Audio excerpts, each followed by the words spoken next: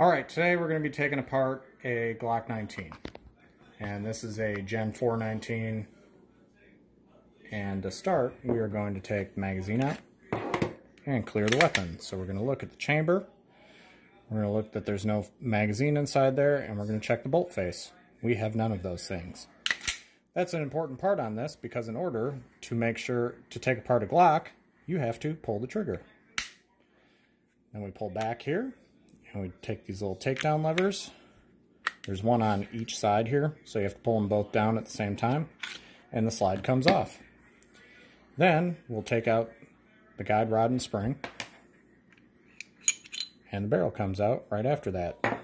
And then you have a fully disassembled Glock 19. To put it back together, take the barrel, put it in, let it lock in place, take the spring and the guide rod, put it back in there, and there is no reason to interact with these at all. You just put it on, function check it, and you're good to go.